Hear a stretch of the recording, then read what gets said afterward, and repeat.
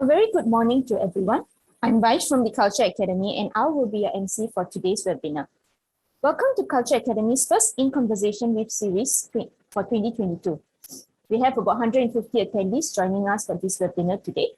We also like to have a very warm welcome to our friends who are tuning in from overseas.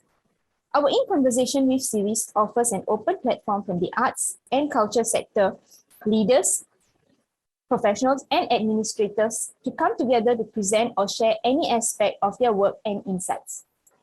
This allows more interesting discussion and cross-pollination of ideas and sharing of best practices on issues that matter to the arts and culture sector. Today, we are very pleased to have with us Mr. Aloysius Arlando, immediate past president, Singapore Association of Convention and Exhibition Organizers and Supplies, Ms. Chelvin Low, Director, Job Skills Insight Division, Skills Future Singapore, and Mr. Scott Smith, Founder and Managing Partner, Changes, who will be sharing their views and insights on the topic of skills for the new economy, a question of creativity. The session will be moderated by Ms. Janet Quek, Director, Futures and Head, Center for Strategic Futures, Strategy Group, Prime Minister's Office. Once again, please feel free to post your questions under the Q&A function anytime, and our speakers will be able to address them during the Q&A session. Without further ado, I will now hand the time over to our moderator, Ms. Janet Quek, to introduce the webinar and the speakers. Janet, over to you, please. Thanks very much, Vaij. And thank you to the Culture Academy for having this wonderful panel put together and brought here today. You're here to listen to them, not to me. And you have their details in the EDM. So I'm just going to get us started and try and leave us with more time for discussion at the end. So let me turn first to Scott, who has deep expertise in futures and forecasting and has worked with a really wide range of organizations in his career. I think Scott is going to share with us some thoughts on how the arts and culture might evolve in the future. Scott, the floor is yours. Thank you very much, Jeanette. So thank you very much, everybody, for thanks to the Culture Academy for the invitation, and thanks to everybody for joining.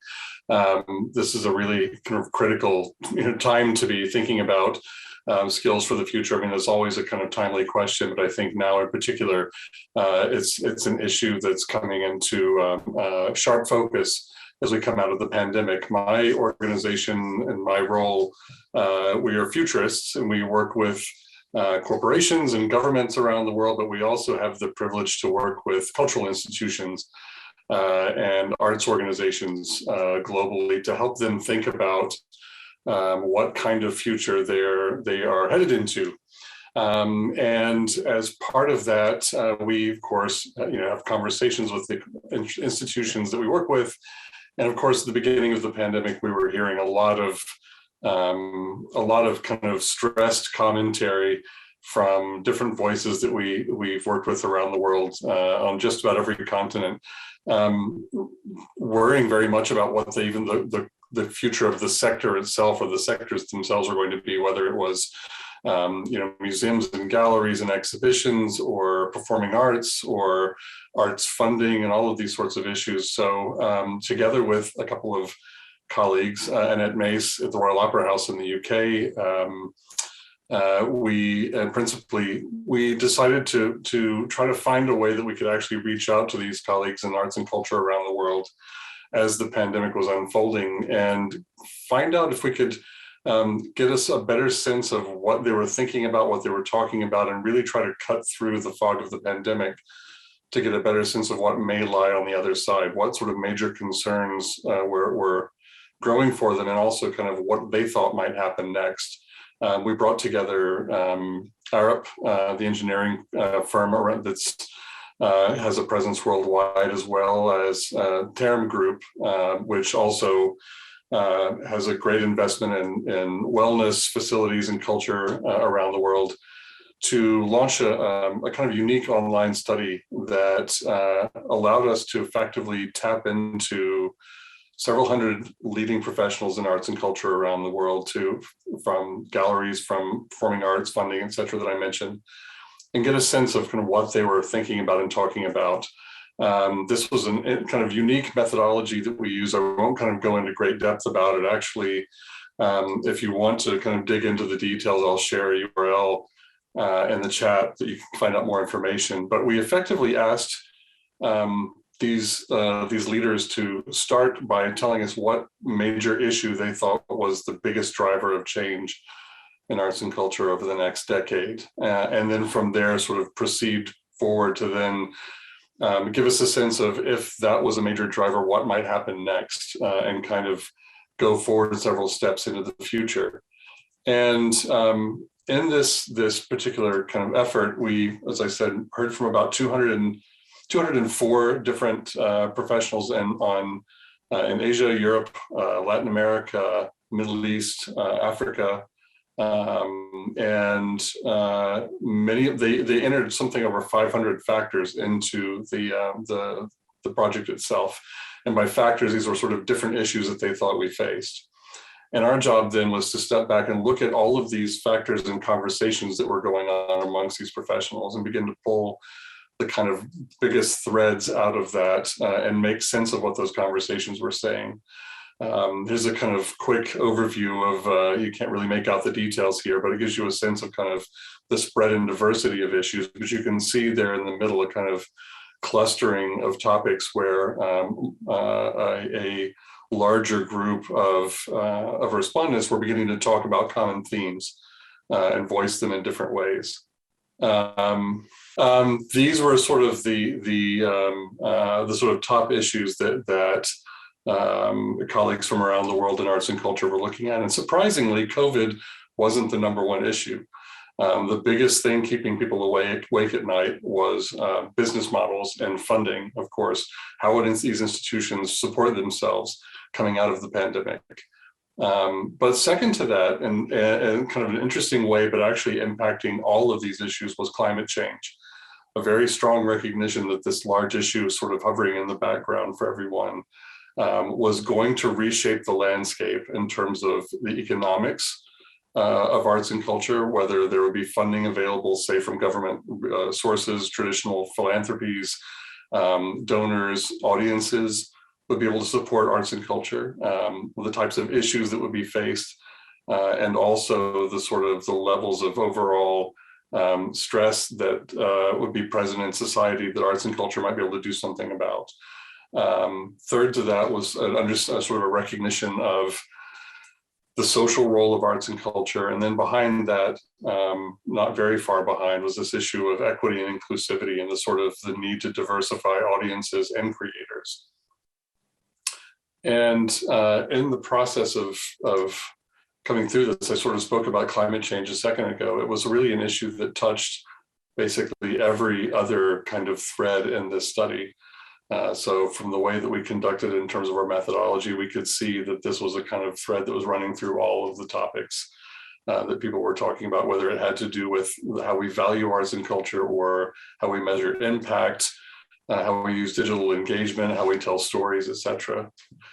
And I want to kind of settle on this kind of image here for a second, because as we went through this different cloud of issues, these were the sort of 3 biggest clusters that we discovered. The first I mentioned before was really focused on how institutions and anyone involved in the arts and culture sector are going to be facing in the next decade much starker choices about the stories they tell, the finances that they raise, the audiences that they reach, and sort of a greater need to make sure that they're running going concerns.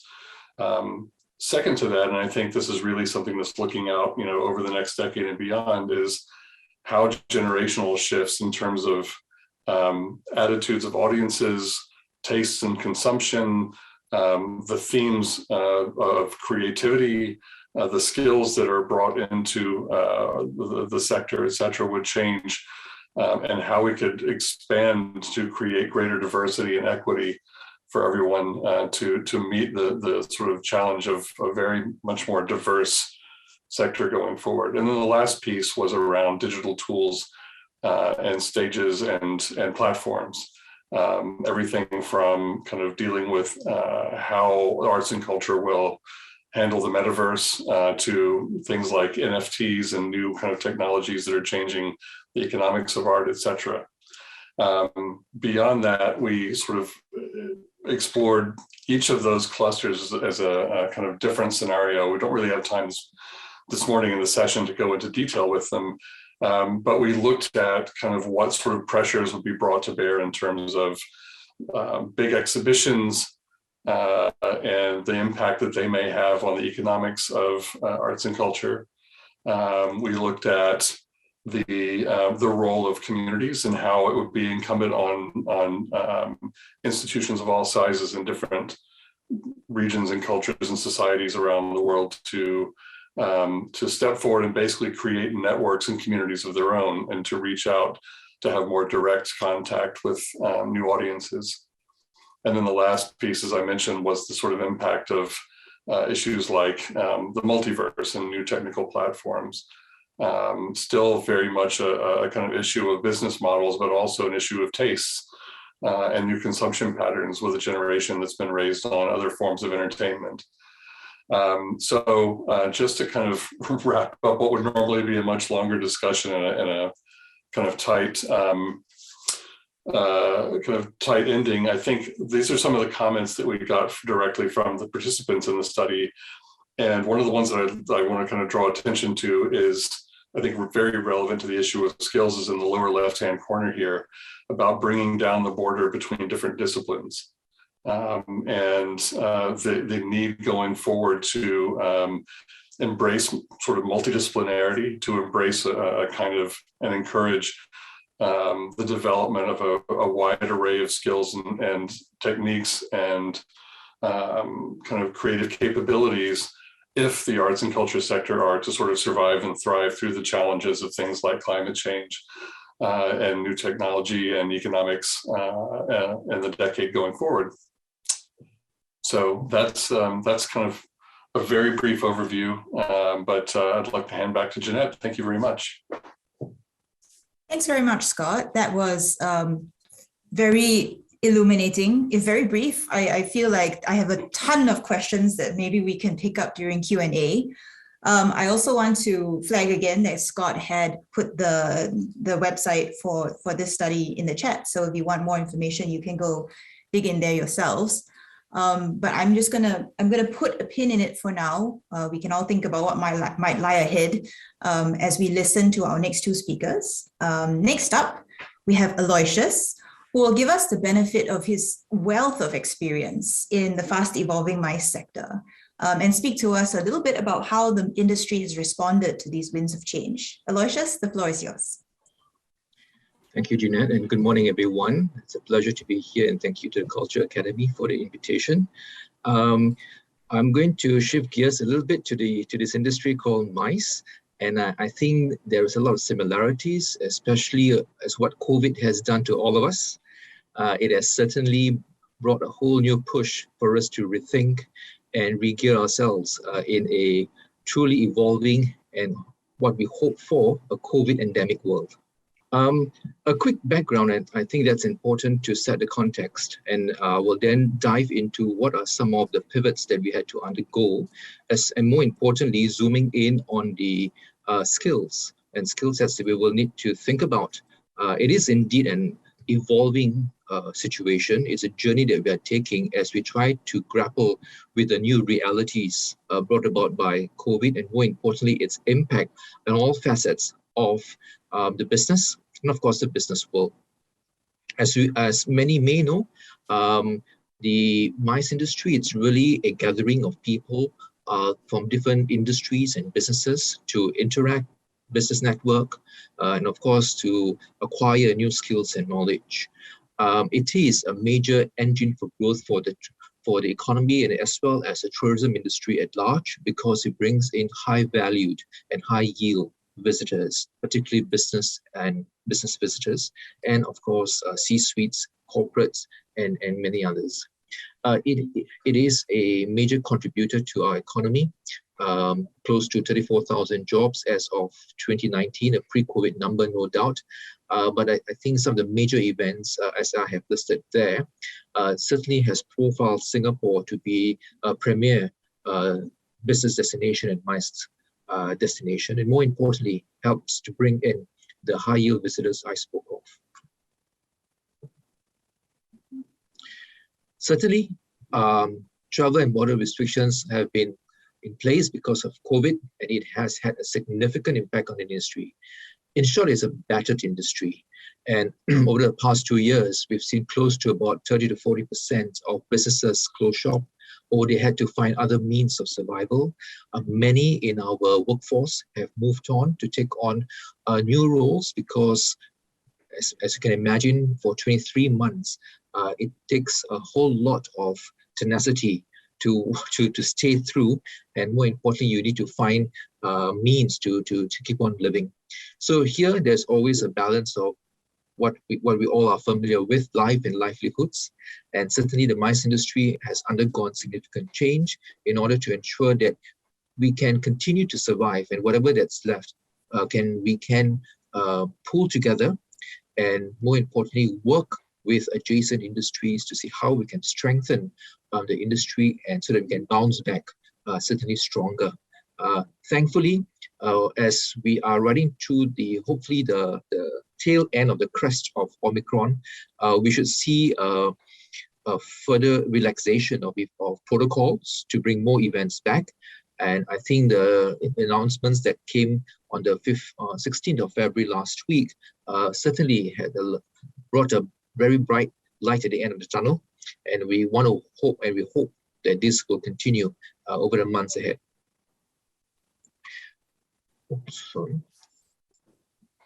What has happened as a result of COVID is really for the MICE industry enterprises and players to rethink how could we continue to engage the partners and our communities through the various events. Certainly technology has become a significant default, and we have to think about how can we digitalize events, how could we hybridize events, a blend of how we can work both physical and digital. They are two different worlds, and therefore the skill sets are going to be quite different. And I think it would be naive of us to say that whatever you have done physically, you can easily plonk it on the digital space and all goes well.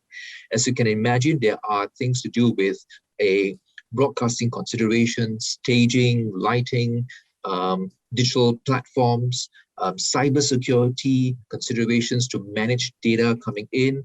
At the same time, we had to contend with how do we manage safe event protocols in a physical setting. So it's quite a lot of considerations that have come into play.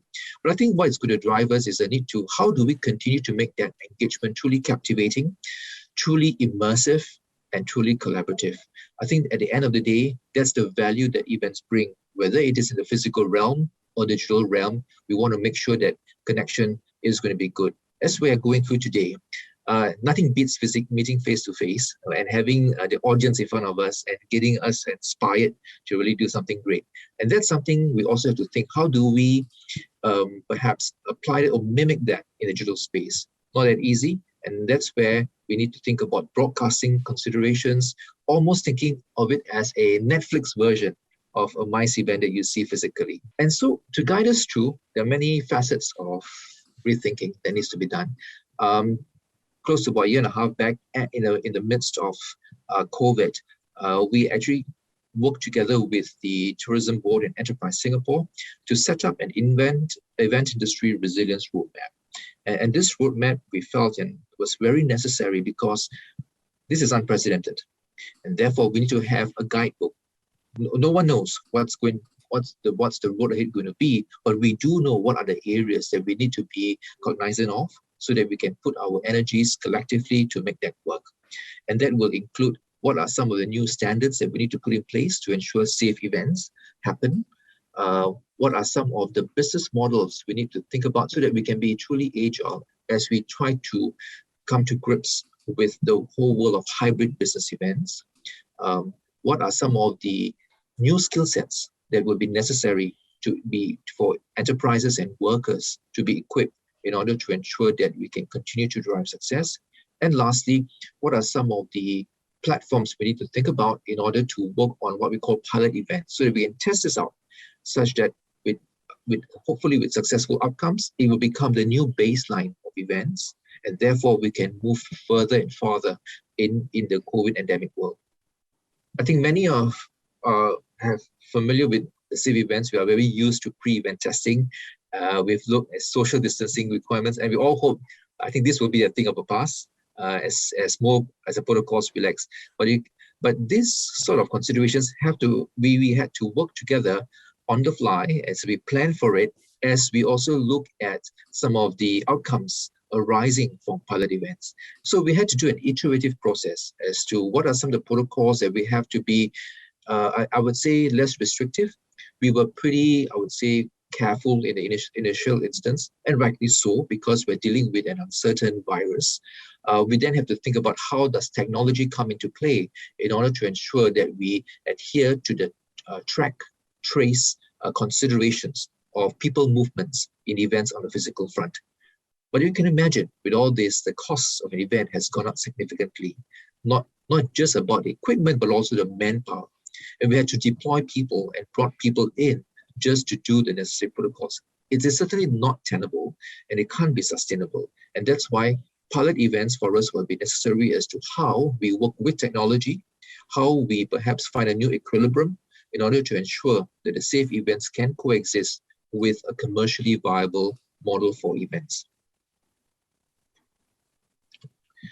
And therefore, the skill sets and capabilities that we were looking at, I would say, focuses on two types. One has got to do with the whole world of virtual and hybrid. I mentioned it is a different world, and therefore, if you're very familiar in the physical organization of events, right, one needs to be truly, I would say, keep an open mind, be agile in the mindset in order to pick up skills where it relates to production or digital broadcasting, graphics, animation, digital storytelling.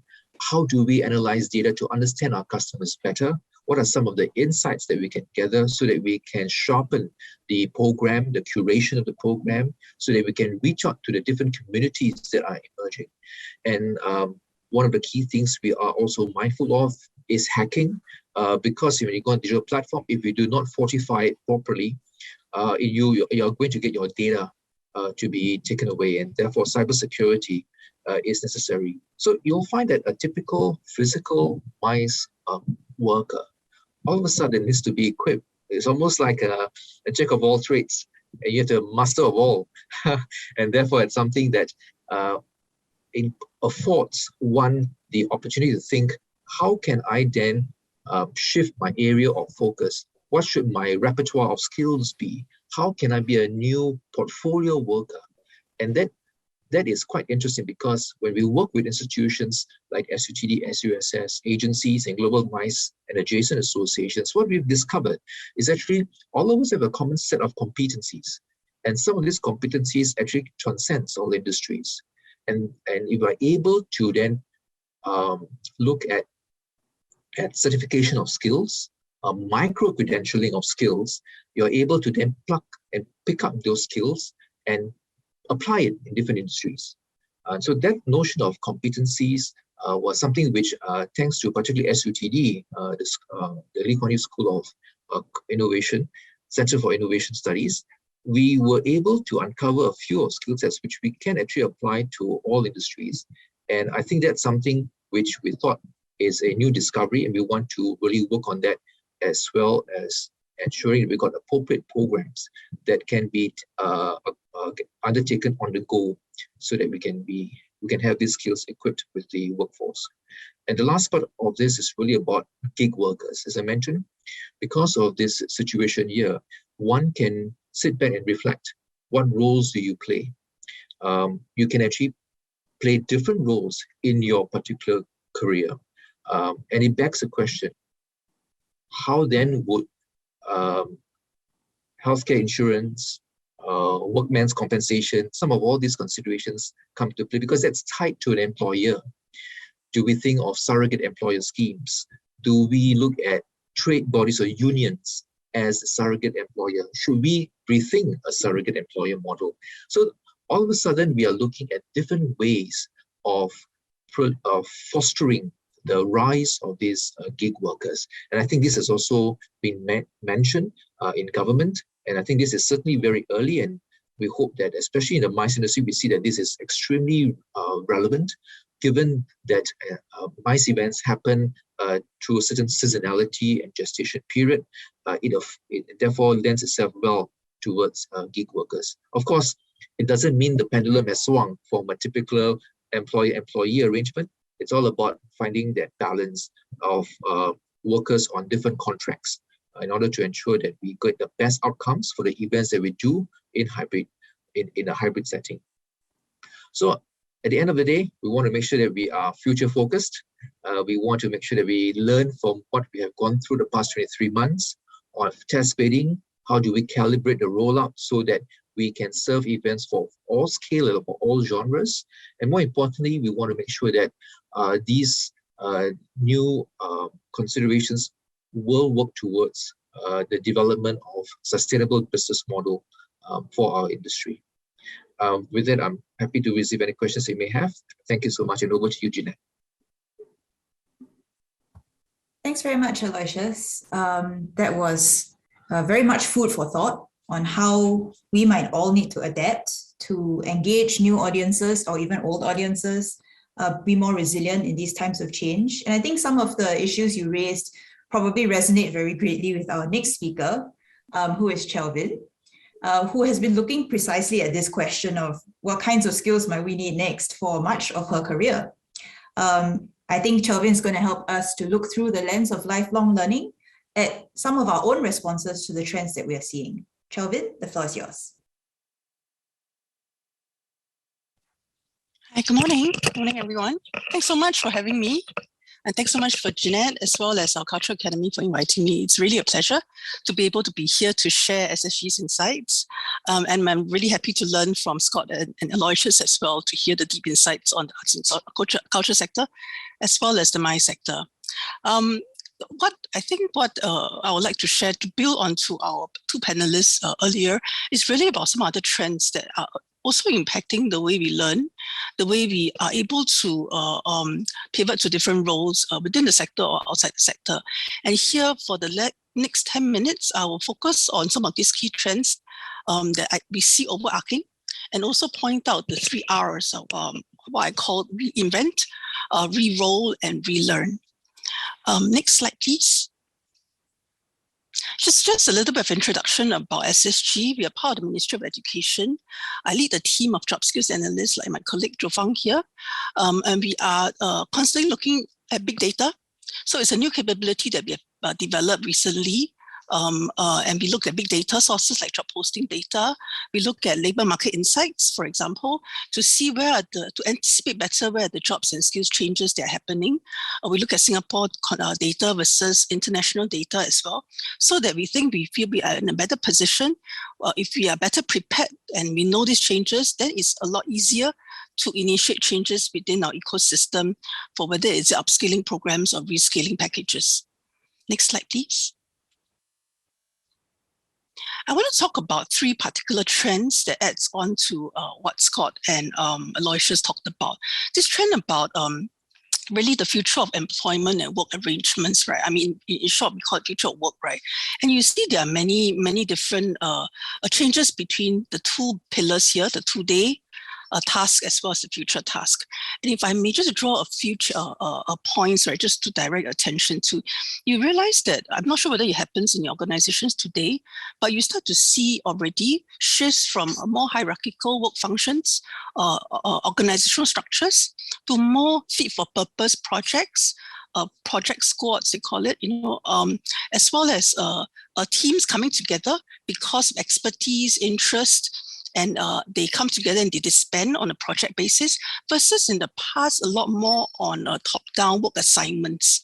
And we're also starting to see what we call portfolio careers, right? Really, it's a different concept of careers, but really put together different income streams, for example, from different portfolios that you might have, not financial portfolios, but work portfolios, right? So this could be part-time, full-time, contract work, or they all sit on top of your existing careers. And what this tells us that people are increasingly looking out for a need for flexibility and space to be able to find ways to maximize their skills and find different ways of being rewarded for their skills. Next slide, please. And the second trend I wanted to point out is this part about future learning. And it really, if you think about it, all of us are, I call them working learners, right? Basically, it's really about We work and learn at the same time. And all of us, we know today there are only 30,000 babies that come out every year, but there are 3.7 million economically active people in Singapore at any point in time, right? And for many of us, we think about a career that in a life that it's continuously, working and learning at the same time. Actually, you do see then the need to adjust micro learning versus macro learning, what they call it, right? Micro learning is really bite-sized learning, on-the-job learning, right? Really very targeted to your skills application at the workplace. Versus when you think about if you have multiple careers in a lifetime, then really it's about at what point do you need to intersperse that with macro learning, where it's skills-based credentialing programs, for example, or even placements program, or even coaching to help you to make the next switch or the next pivot. Next slide, please. The next trend I wanted to point out is this concept about a longevity living, right? And you see the chart here, interestingly pointed out by Linda and Andrew in the 100-year life concept. It's really, how do you plan your assets, right? I call it assets. In 100 years, if you imagine you're going to live for 100 years, right? And the rest of years have to be productive years, right?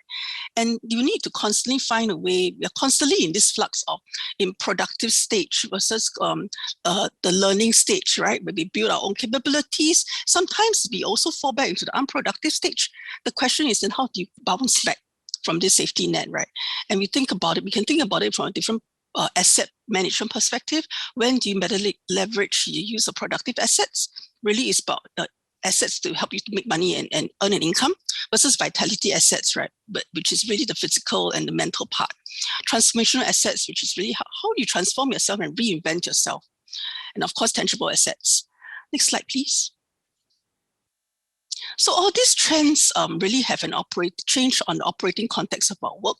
I think the three trends on the left, Scott and Andrew, Scott as well as Aloysius mentioned earlier, so I won't go into detail in the interest of time, but I think what we want to then go into in the next 4 minutes is really, what does this mean for our work to reinvent ourselves, to re-roll ourselves, and to relearn new skills? Next slide, please. So I just want to mention a few examples, right? And also I think I won't go into details because I think Scott also in his paper has gone into quite a fair bit of details, but there is a lot of changes that we see in the arts and culture sector, how not just the local companies, but internationally, many of these museums that you see out here are really finding ways to leverage on new technologies, new digital experiences, a new way of engaging users and non-users, right? A new way of redesigning the entire customer experience to reach out to their customer audience. And here we are seeing that, it's really about connected experiences, right? It's really about how you use tools to personalize the content, right? It's really about how you go beyond the walls to integrate physical experience with a digital layer, using tools like VR and AR to enhance the museum experience. Next slide, please. And locally, we also see a lot of our creative economy agencies, organizations doing, having very good innovative efforts as well to reinvent themselves. Here, my favorite art science museum is one of the family's favorite, and we always go there. And I'm also always very impressed with how, they have an online program, Art Science at Home, where we can sort of visit the museum anytime, anywhere, right? And it gives you the access that in the past you might not have access to. Next slide, please. And here I want to spend a bit more time to also talk about the skills that underpin the ability to reinvent, whether at the organization level or at the individual level, right? Here we see that over COVID, over the last few years, we do see an increase coming back in terms of hiring demand, right? But the skills are a little bit different, right? When we analyze the job postings a little bit more, on the right, you see two sets of skills that's listed there, one for the local side and one for the global side, right? What's interesting, I think, is the commonalities, you start to see some of these non-traditional skills. Many of these are digital, but not all digital, right? Of course, the digital skills, like what Aloysius talked about, is things like digital art, right? Digital illustration, right? You also see things like web design, for example, digital marketing, digital illustration, right? But we also see traditional technical skills like event management, which is actually important, right? As well as things like film direction skills, right? And I think increasingly as the organizations move into different areas and new areas, we will start to see hybridizing these roles, as well as infusing of different skills across disciplines in new areas like this. Next slide, please. So the next part I want to go into really is on how we then re-role ourselves, right? Here I'm showing an example of how job demand for marketing professionals. And what we just wanted to point out here is you start to see that even in existing job roles like marketing professionals, the skill sets are increasingly going towards the digital marketing side, right? And that just means that potentially there is possibility for us to leverage our transferable skills to move into new roles such as digital marketing professionals or e-commerce specialists. Next slide, please. And again here, I wanted to use the example of the museum sector again to show you that the fastest growing roles, the job titles that are coming up. This is based on a pool labor market insights on skills declared by professionals in this sector. And then what we want to see is what are some of these skills that the skill stock that's increasing the fastest, right? And you see roles like, for example, stage manager, project coordinator. Of course, the fastest growing skills roles are like artists, which is the current roles.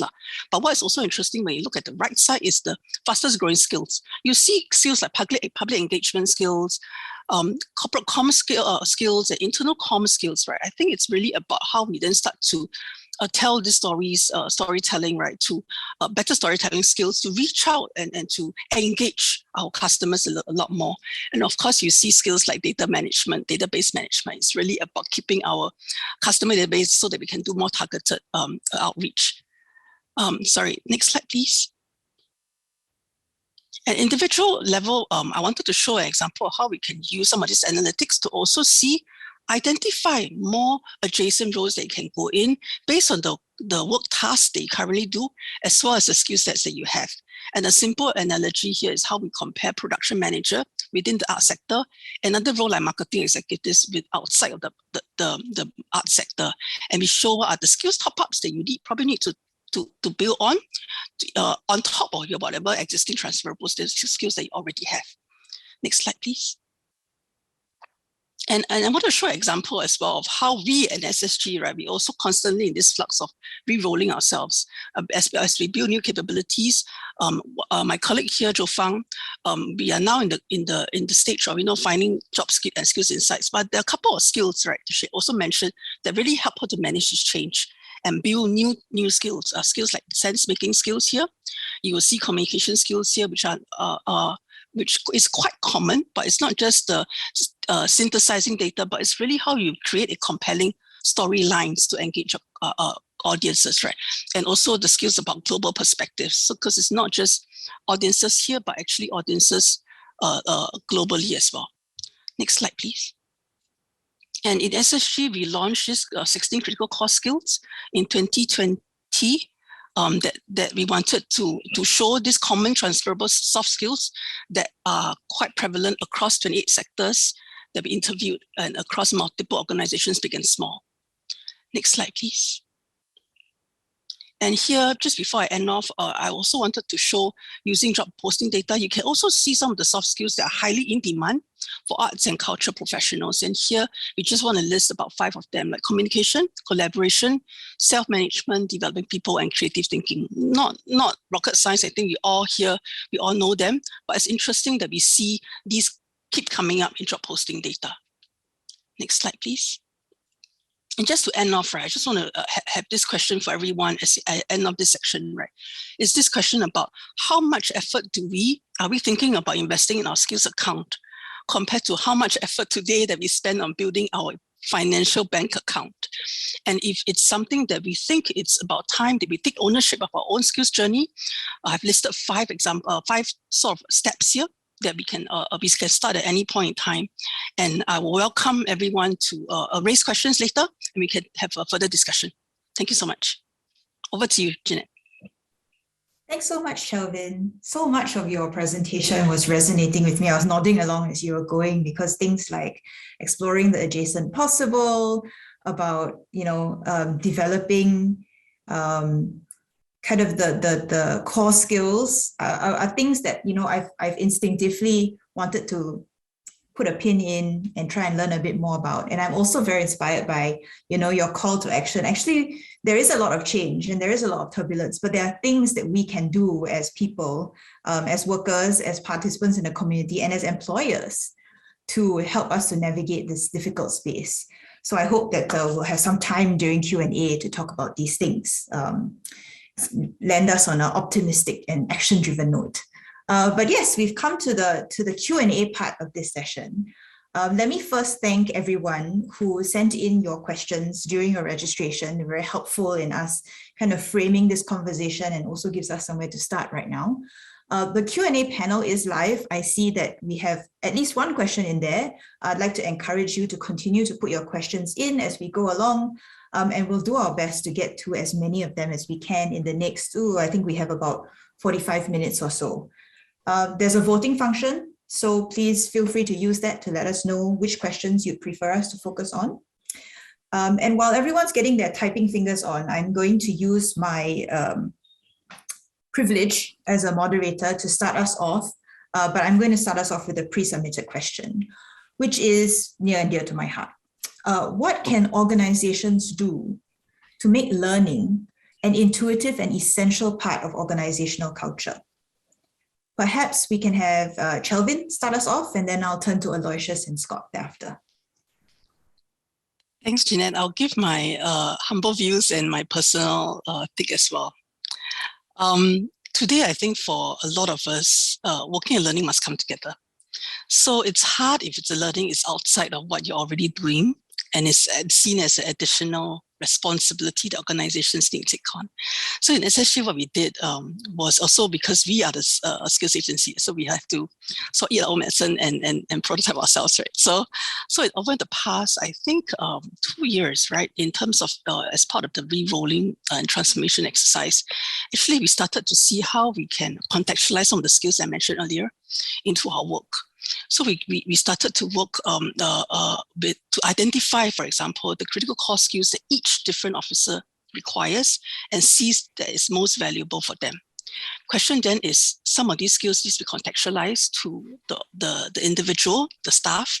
So we had a whole series of engagement to understand where they are, where they think they are, as well as where the reporting officers think they are. And because of that, we can then see where the gaps are. And these are very practical skills, right? That, for example, officers would tell us that it's very hard for me to be able to adopt different approaches to engage different audiences or different stakeholders. Sometimes I find it's quite hard, right? And based on that, we will then tailor something that's quite fit for purpose in terms of a training plan and training gap. And then we monitor along the way. And throughout the whole journey, we constantly coach, we guide. There's a pre-guiding, pre-coaching, and then there's a post-evaluation, right? And it's on-the-job evaluation. It's not like it's once a year or twice a year. It's constantly as and when we have a project and we come together. So this is something that we started, and I think it's quite interesting because I think our staff sees that that the learning is taken seriously. It's not just the work, but the learning is as serious, as important as the work itself. Yeah, so I think maybe some of these tips are happy to share more. Yeah, thank you. I think for learning to be in a DNA of a company, it has to start from the top.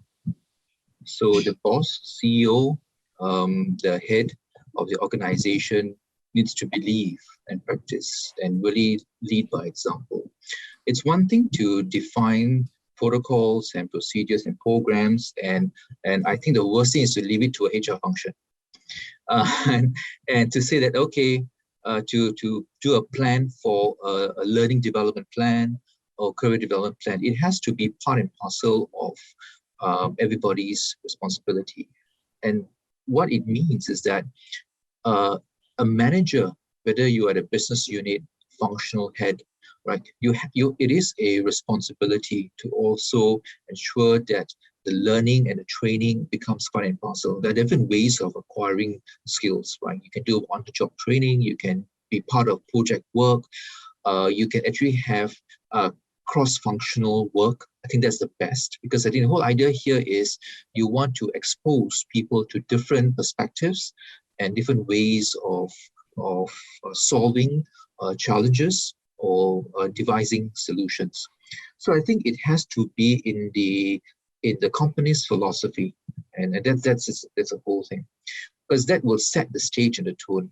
Now, learning doesn't stop when you finish a particular certification that you've acquired at school. And we talk about lifelong learning.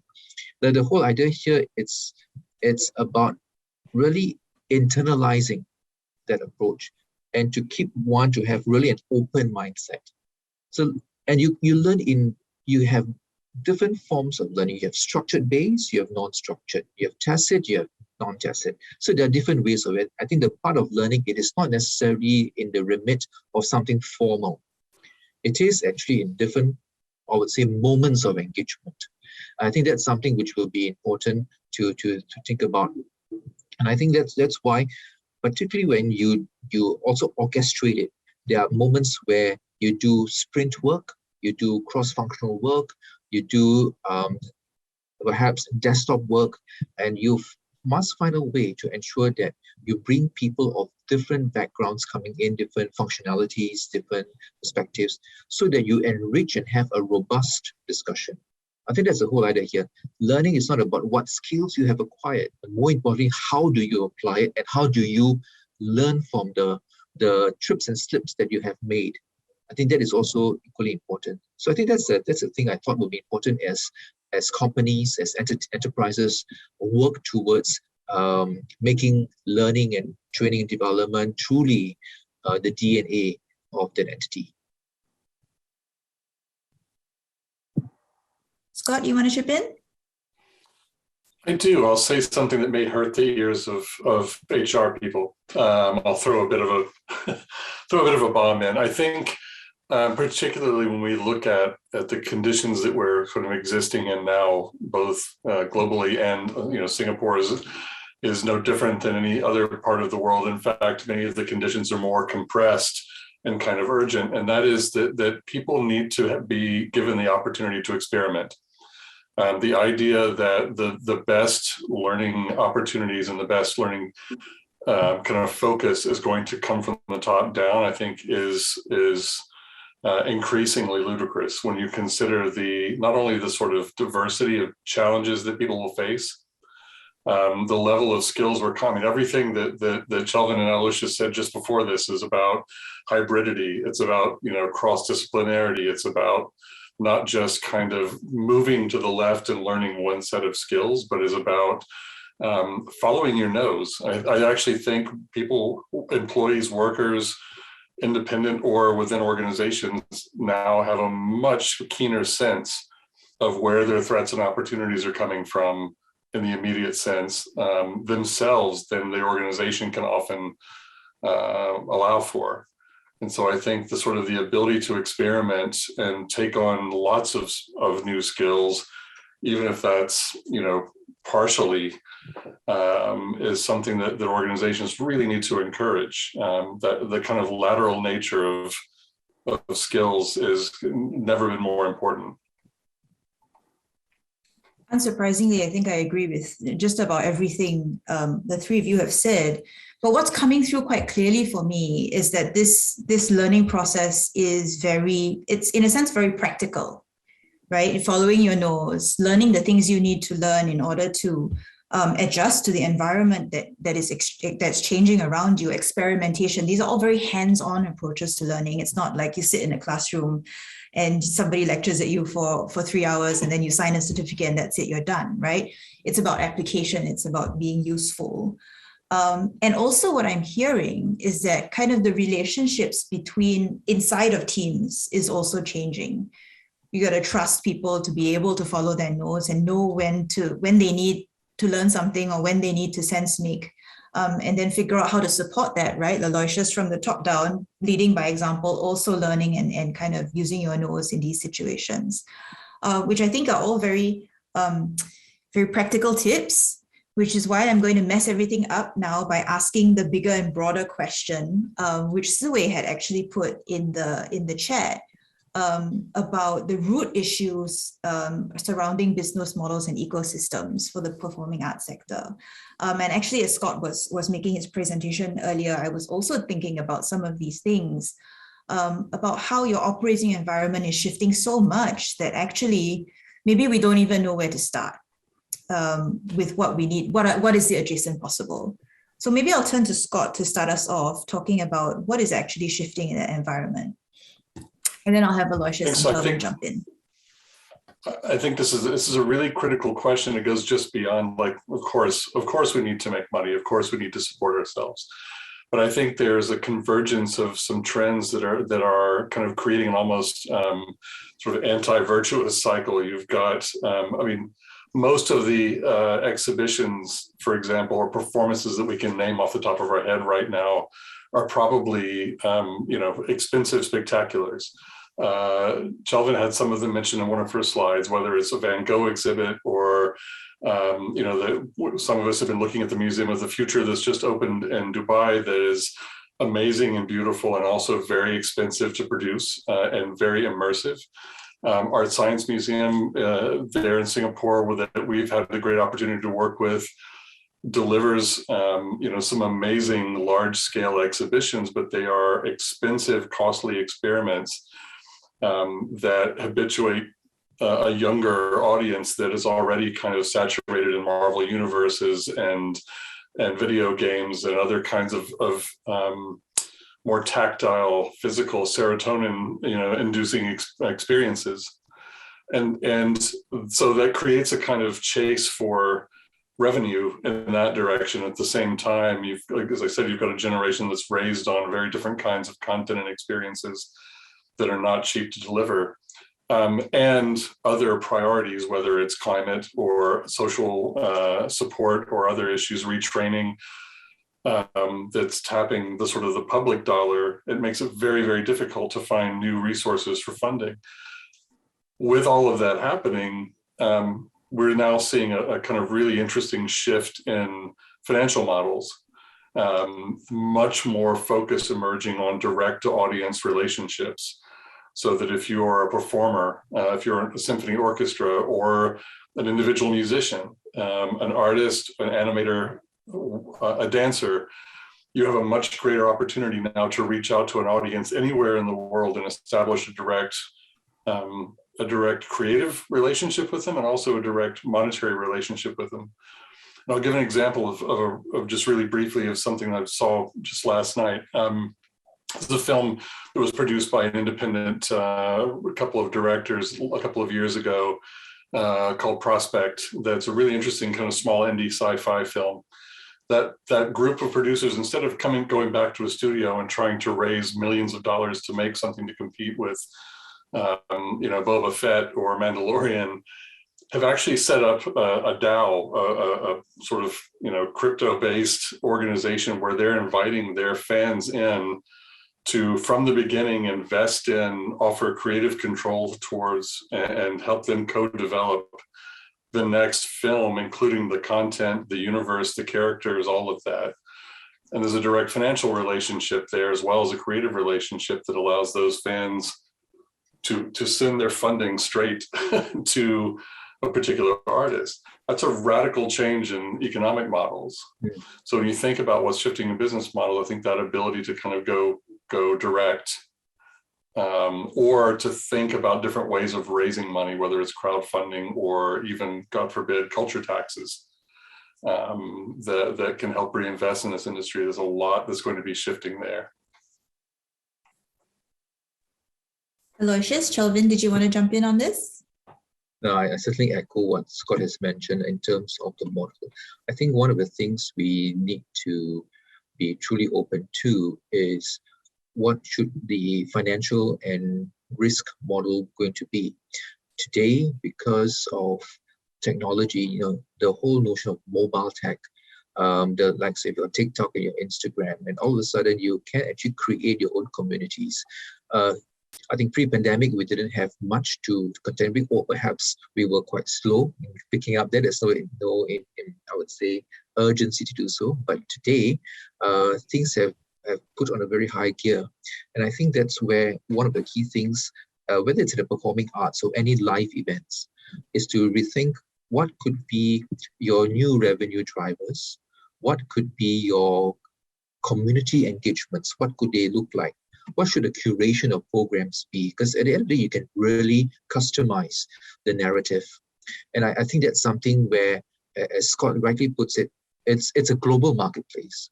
So today, you actually can have interesting networks around the world. And if you have a like-minded groupings, right, you can always forge communities across the world. Of course, you have to contend with different time zones, but let's assume you can actually have that arrangement. And whether you want to use the NFT models, look at what sort of crypto or non-fungible tokens you want to ascribe to a particular event. And if you grow your community, that means you actually have a captive audience, a growing marketplace, the value of your NFTs go up. Now, the question is that be a bit too advanced in the whole thing, that's fine. You don't have to jump straight into it. Do bite-sized arrangements. So build your communities, look at really exhausting different digital platforms. So look at mobile tech, look at your different techs to look at it. And also in your physical setting, I think the idea here is, what does immersive experience mean? So today, you're going to get very exacting and very demanding customers, right? Because of technology. And we're very impatient. I recall our attention span is less than that of a goldfish, which is 7 seconds. So I think you really have to be multisensorial and really to have it activated. So the question here is that, whoa, it's so much to digest. The question is not to be overwhelmed, but really to unpack it and see what makes sense for the artwork that you're doing. And then have a plan to scale. Right? You cannot, I think the idea here is not to rush. Sometimes it's, well, this is a fad, let's go into it, and then you get burnt, and then you get demoralized, and then you get disillusioned. So the whole idea here is really, how do you risk mitigate too in the process? So all of a sudden, one may be an artist, whether you're performing arts, an event manager, whichever role you play, one needs to think and have at least some conscious about how does a financial model and risk-taking model pan out, so that your craft can truly soar to global scale. Thanks, Aloysius. Chelvin, anything to add? Yeah, I just want to add a quick point. And I agree Aloysius' point about, and also Scott, right? Some of these are really expensive, and I think where our creative professionals organizations are today, there are always different, more bite-sized ways that you can. It's not really transformational, but it's incremental, but yet it doesn't, it can afford you chances to a prototype and change and experiment, right? And I think today, like, for example, a lot of the times when we have our content, you no longer need to only just rely on the traditional channels. There are many new sources or channels that you can reach out to. You can test the market first and see what is the feedback on your content and your asset, right, in that sense. And also I want to talk about, there are also many resources out there. I know some friends, right, who actually come together and bring the creative community and the professionals and the gig workforce together, for example, and then they, come together and combine resources, look at different platforms that can come in together and build the scale and the size together. So I think there are just many of these different ways that we need to think. Probably it sounds cliche, but it's a little bit of not take for granted some of the previous channels that they were only available to you, but there are many other ways that we can think about to reach out to our audience today. Yeah. Thanks, Chelvin. Community. Yeah, I love that we are hearing the same things. I mean, it is still about experimentation, piloting, that balance between taking new risks and then not having catastrophic failure, right? How do you experiment in that space? And I think we can kind of unpack it a little bit more. I have a few more questions. But something that Aloysius was saying struck me and resonated with what I picked up on during his presentation earlier and wanted to ask him a little bit more about it, which has to do with new audiences, right? We've been talking about new channels and new ways of doing things. But Aloysius, you said that there were new audiences and new opportunities emerging. thanks to the reach of digital and hybrid experiences. I think that's a space that many of us are struggling with. As you say, it's a lot. And we are scared, right, of the risks of failure in that space. But maybe you could tell us a little bit from your experience, what are the upsides, right? Where are there new places that we can go, and what are the new things we can do in this digital hybrid space? I guess when you work in events, you have to be an eternal optimist. I think Murphy's Law somehow reigns supreme in our business. I think one of the things that has emerged is the whole concept behind the intersection of industries. And if you look at technology is almost like an horizontal enabler. It cuts across all the verticals. So whether it's the arts field, whether it is advanced manufacturing, whether it's fintech, whether it's food tech, right? Naturally, you're going to bring at its, I would say, at a certain entry level, two industrial communities, right? The technology side of it and the vertical community, whether it's, let's say, for example, the finance community. So you bring them two together. And you'll find that in that intersection, right, people are trying to grapple, say, okay, what are some of the new considerations or new sort of solutioning one can think about? What are some of the new pain points that are emerging that one needs to do it? And therefore, when we look at through these interactions, I think that's where new communities arise. Now, it's all about how you define the community. Is it according to function? Is it about special interest groups? It's up to us to define how you want to be. There's no hard and fast rule. But more importantly, you are there with a purpose. The purpose is either to solve or to address an industry challenge, or to really enhance one's knowledge base, or it could be something to do with at a very peer-to-peer level. Such interactions are important because many great things happen through serendipity, actually. And I think that's why when we look at events, whether it's live events, performing arts, interactions, learnings, the whole notion is that you want to create that, find that spark, the spark of innovation. And that's something where through interaction like what we're doing now, we are feeding off each other's sort of insights, right? Now, you can actually engineer that, you can manage it better, or you can let it be free flow. So I think the whole idea here is that when you look at when industries intersect, the danger point is to really assume what you are very familiar with and apply that lens onto that intersection. Because I think it would be naive of us to think that what has worked in the past is going to be the same moving forward in the lens that we do. Industry 4.0 just came onto the fore just a few years ago, right? And it's about human with physical with digital interactions.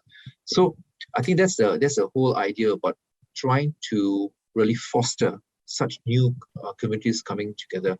And that's why platforms, whether it's digital platforms, whether it's physical, or whether you hybridize it, are very important touch points for one to really get that going. So I think that's where, whether it's in an event construct or whether it's in a performing arts setting, I think it's always to give that opportunity to participants to connect, to really interact and to collaborate.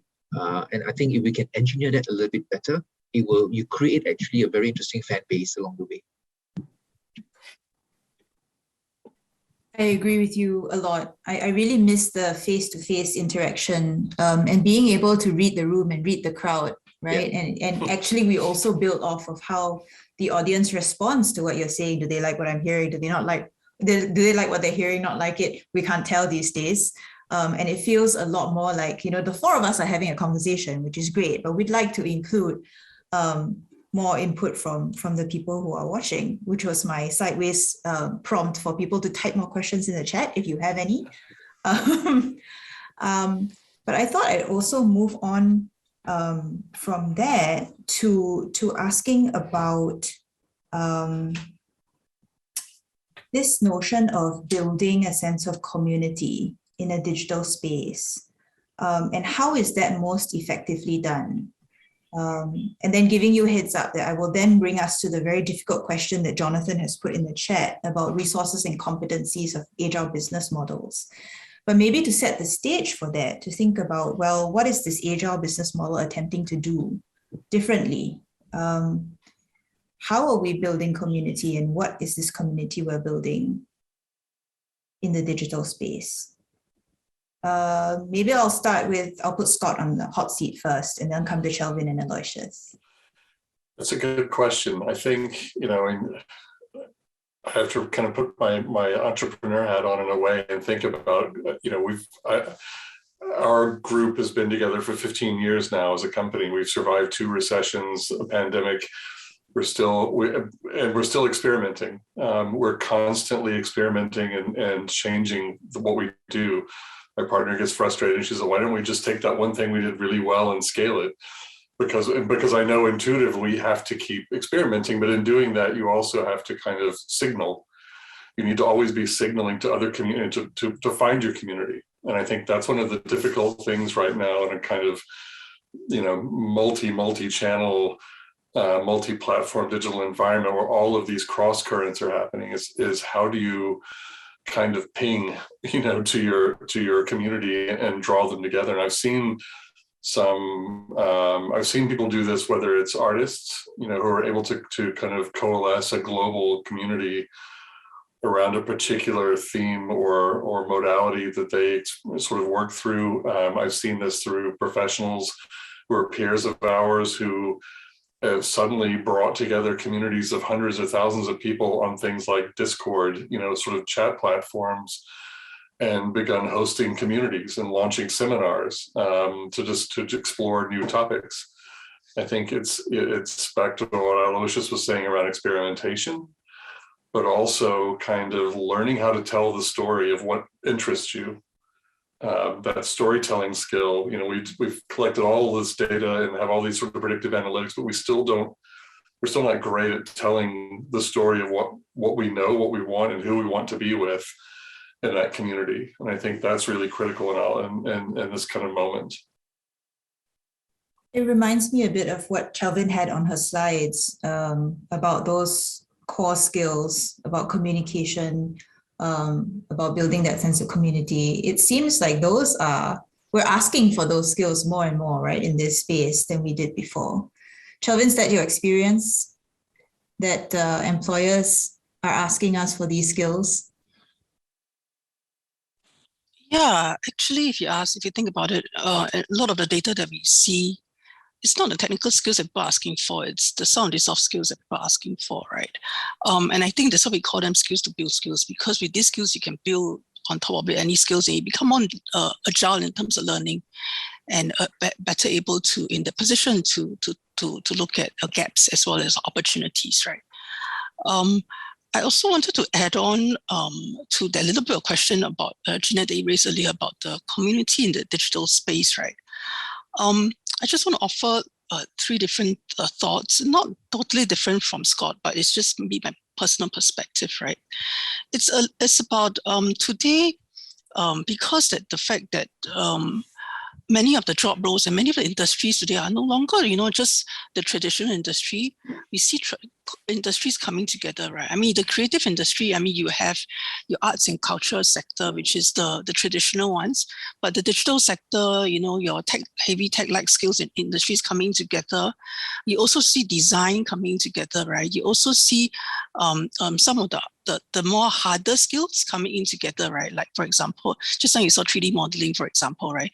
And I think it's important that we give platforms where we allow different sectors to come together to offer alternative, to get, them to create the buzz, to come together organically and create the creative buzz around it. And when you put a few sectors and a few professionals together, you start to see some sparks coming, right? And that's why I think some of this community, are so powerful, because they're able to harness the creative potential of the different individuals, not because they have to do it, but because they see value, right? The other thing is, I think today in our digital space, we see immediate feedback. compared to the past where we have to take time to do a survey, for example, you don't really know what people are doing. They just come into the museum, they just walk away, for example, right? But now you're able to, depending on what are the exhibits they touch, for example, you can collect data at many, many different touch points, right? And that allows us to start thinking, have better data with us to know then what is it exactly that this community needs.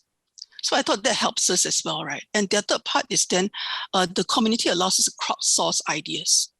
So today, even in SSG, when we think about jobs and skills, right, it's not just us, but I think there's a lot of insights and powerful ideas from the ecosystem. And I think this community in the digital space, if we can leverage, the power of the common, the power of everyone, right, to bring together and crowdsource ideas, that makes it, from the inside out and the outside in approach, it makes it a very powerful concept going forward. Yeah. That makes a lot of sense. All these C's around collaboration, crowdsourcing, basically acknowledging that no single entity kind of has the monopoly on what's the right answer and what's the right approach. And that, again, we're constantly learning from each other, and being able to share, right, across boundaries is what makes collective learning, another C, collective learning possible. Aloysius, did you want to jump in? I see you've unmuted. Okay, I just realized I'm unmuted. Yeah, I think I could agree more with my fellow panelists. I think another C would be collaboration, of course. And I think the notion of really think network, I think that's going to be quite key. And thinking network means not necessarily in a digital sense, but trying to determine what your network of communities are going to be. It can be as easy as who should be your advocates, who should be your influencers, who should be your conspirators. Maybe those are things that you need to determine what roles that your different communities and different levels as well as can play. So it's an ongoing process. This is the experiment of a lifetime, because the communities will evolve. And I think that part, if in typical Singapore fashion, we want to look at the 10-year series, it got community answers, and then we follow. And sorry to say, no 10-year series answers for all these. Sorry, Scott, is a local lingo, but I think it's something where we have to, as I said, keep an open mind to really connect, and that's something which is actually in itself is challenging, because we are schooled in a certain way. And I think it's important that we start really at our schools to really encourage people to share views, to experiment, because that part of it, we ask, how do you make organizations truly learning organizations, right? It's that whole being inquisitive, being able to ask, and not just being a smart aleck, as some people might want to call them, but it's all about curiosity. I think that's going to be key. And I'm always concerned, especially when I see my kids going to that schools do not sort of pin down on curiosity. In fact, there are many project works going on, that's great, but to really ensure and really celebrate this whole notion of cross-cultural, cross-exchange, cross-fertilization of ideas.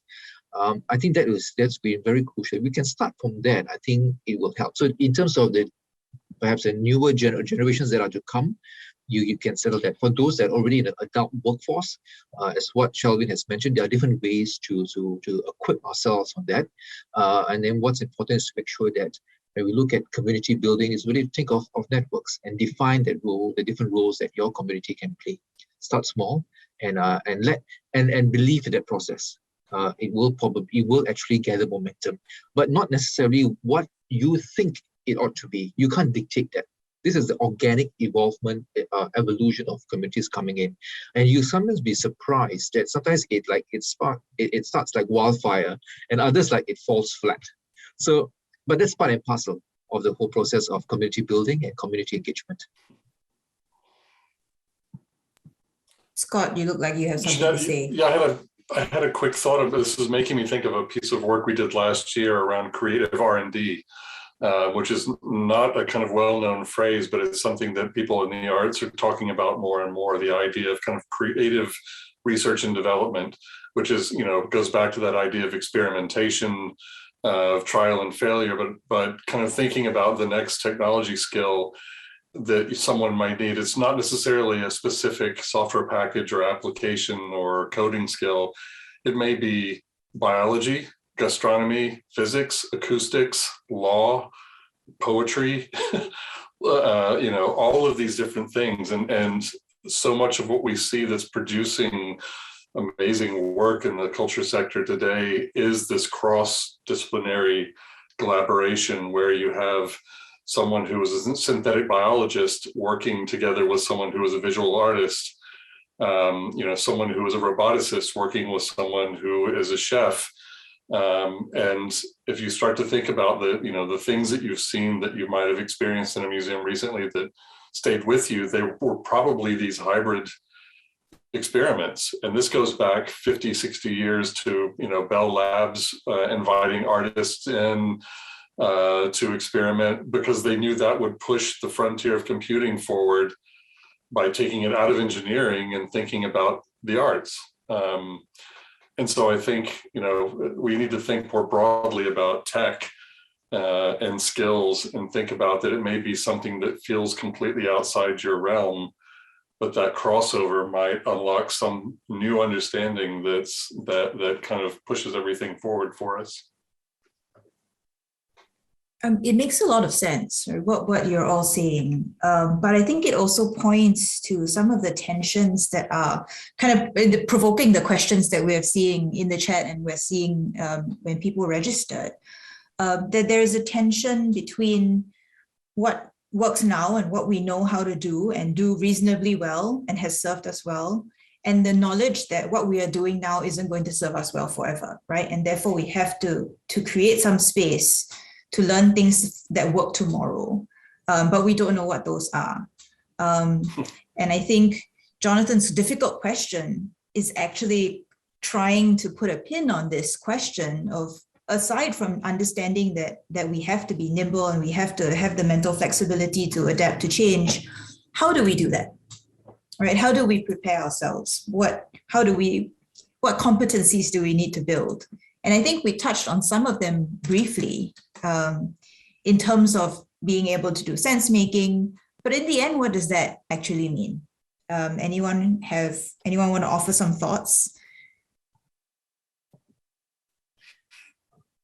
Okay. I think speaking as a futurist, sense making, of course, is kind of central, but the ability to kind of sense and be open is the stage before that, the ability to kind of be aware of what's going on in other places and what other experiments are happening. And that's something that, goes against the need to focus and deliver on the next, a day, month, or quarter's results. But I think that sort of, it's kind of pushing yourself to a greater level of awareness of what's happening and what other people are trying around you, so that you can have more to feed into that sense-making phase. Reading the landscape much more actively than most people do. Aloysius? Yes. I think when we look at resources and competencies for agile business models, one should not take it as a binary approach. That means either my company is agile or it's not. I think what we need to think about it is think of the business construct as a mosaic. There must be moments or teams that try to push the boundaries. There may be ones to maintain, I would say, to keep the lights on. And there are some that must bring the money in, regular cash flow. So I think it's important to then know the staff, the employees, know your talent scape in your entity, know who is able to do that, and think of who can you bring together from different disciplines. So Scott mentioned cross-discipline, very important. And it's not just about, only the one with the grayest of hair is the best person, but I think you want to have a good spectrum of folks. So I think you need to create, I would say, such teams. actually, we reflect it. It's no different, say, in yesteryears. We have, I still remember this thing called WIT team, work improvement teams. We have this thing. So you have those elements there, and you within that model. So the idea here is to ensure that they've got the mandate and the blessings of whoever is the management and leadership to say, you do that, and you encourage people to also form groups to find whether they want to find the next greatest thing to solve a certain challenge, or they want to do something else. So I think you want to create that sort of mix, because invariably, when you're going to get there, you will be great experiments and you have failed experiments. But more importantly, you bring that learnings together. We learn much more from failed experiments than we do from experiments that succeed. And what works? Now, it takes quite I would say, a progressive and a very mature, I would say progressive sort of mindset. Because in our Asian culture, we do not want to show, wow, we failed, right? We've made this mistake. And unless the light is shine on me, and then it will affect my promotion prospects, it will affect my bonus prospects. So those are real things. So I think that's why it has to start from the top, to make sure that, do not perpetuate fear, but rather how do you turn that into something that's going to be truly beneficial. And you can't, as I said, don't swing the pendulum. Now, everybody do that. You need to make sure that there is a certain mix. So I think that's what I think when we look at determining what are some of these teams, competencies, and the like, do a stock take. Do your own layer of the land, if I can put it that way, of your company, so that you know how you can move things about. Yeah. Thanks. Okay, I'm looking at the clock and I realize we're coming up at the end of our 90 minutes together. So again, I'm going to exercise my moderator's privilege and ask the final question of the panel. And it's a question that, it's my favorite question, and I hope that it provokes you as much as it provokes me when I hear it. I've stolen it from Tyler Cohen's podcast.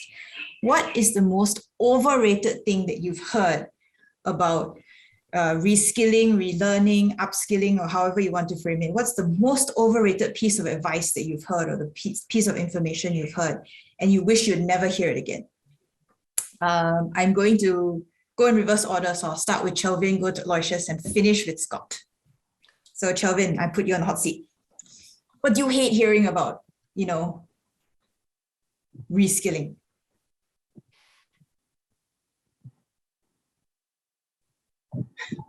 Maybe I give my I give my told you. Pass to Scott first. I'm quick to pass on to Scott. Oh, everyone wants to pass to you, Scott. Have you got it?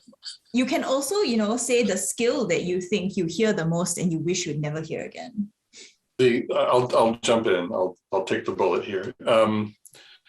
We often will sort of joke internally that like the 5 most dangerous words in the English language are "in the future you will." The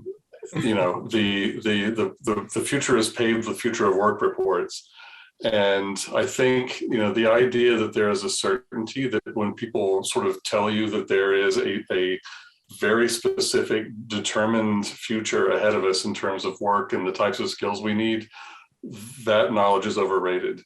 Because the one thing that we really should be embracing is making friends with uncertainty and becoming comfortable with uncertainty as a working material, not as something to be ring-fenced and put somewhere in the corner.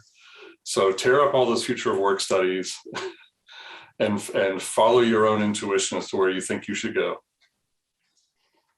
Thanks, Scott. Okay, who wants to take a run at this next? Okay, we'll do the reverse order now. So I think that, the notion that you pick up a skill, you get your certificate, and you're done for life. I think I might be stepping on people's toes here, but the whole notion when the government say, pick up a skill, go for skills upgrading, you get a certificate, and there you are, you have arrived. Or maybe it has not. I'm putting words in people's mouth, but I think we have to be very careful that it doesn't mean that once your skills are certified, right, you are made. Remember, we are like a carton of milk where it has expiry date. So after you pick up your skills, maybe it would expire in the next 24 hours. You know, I'm stretching it. But the notion is, I think, idea here is how do you ensure that you skill for the right reason, skill with purpose. And I think that's going to be important. It may be credentials. It might be some others. It might be, in fact, even your project work that you eventually produce. That's the best credential, because if people accept it, that's great. And then you can NFT it. So I think, I would think that the notion that, you go for skills upgrading and then you get certified and then there you are. I think we should put it in our psyche that it is actually a process of discovery as you go up, and it doesn't mean that I'm set for life. I think that's what also school kids go through now. I've learned so much over the past 16 years, come up with a degree of 21 years. I demand to be in management position. I said, I'm sorry to burst your bubble. You know, the journey has just begun. And then you look at their disappointing face and they find that, okay, so be it. I know I'm exaggerating, but the idea here is that if we can really prep ourselves in that, I think people of all ages, we should be in a good state. Chelvin, you have the last word. Sorry. I think the most common question that I always have my doubts really about, it's this question about this point about I'm too old to learn. Many people say, and because of that, there's this, whether is it self-inflicted or it's just this question in their mind, right, that stops even them from taking the first step. And actually, if you think about it, actually, we are learning all the time, you know, whether is it knowingly or unknowingly, whether is it part of work or not part of work, whether is it fixing the lights, for example, where the bulbs, you know, for example, fused. We are constantly learning all the time. We're learning things from the YouTube, we're learning things from our friends. We're learning all the time. Sometimes it's just about demystifying some of these things in your mind, removing some of this clutter in your mind that tells yourself you can't do it, right? And actually, we've seen so many of our peers around us who actually are able to defy the odds, no matter how hard the odds might seem, right? And it's because they took the first step, right? It's because they put themselves in a community which is positive around to see these challenges as opportunities, right? And you can always, you know, slowly crawl a little bit chip a little bit off, right? Don't you take the entire block, you know? So I thought this is something that we might want to. It starts with ourselves, challenging our own mindsets first, and anything in a sense, the opportunities is whether you see it as opportunity or a challenge, lah. Yeah. Thank you very much, Aloysius, Chelvin, Scott, for such a generous sharing of your thoughts and provocations today. I'm going to hand us back to Vaishnav to take us through the rest of the session. Ladies and gentlemen, thank you for your questions, and I think you would agree that it has been a very engaging session. And we hope that you have better understand on how we can emerge stronger in the new normal by learning new skills and forming meaningful partnerships. We'd like to take this opportunity to thank our speakers and Jeanette for sharing their insights and for the inspiring discussions we had at the webinar today. We've come to the end of today's In Conversation with webinar. Before you leave the session, we'd appreciate if you could provide us with your feedback for today's webinar. You may access the feedback form via the link or scan the QR code shown on the screen here. If you'd like to find out more about Culture Academy's programs, please visit www.cultureacademy.gov.sg, and you may check out our past webinars and resources that may be of interest to you. Thank you for joining us today, and we look forward to seeing you at our next webinar in May 2002. Till then, stay safe and healthy. Thank you.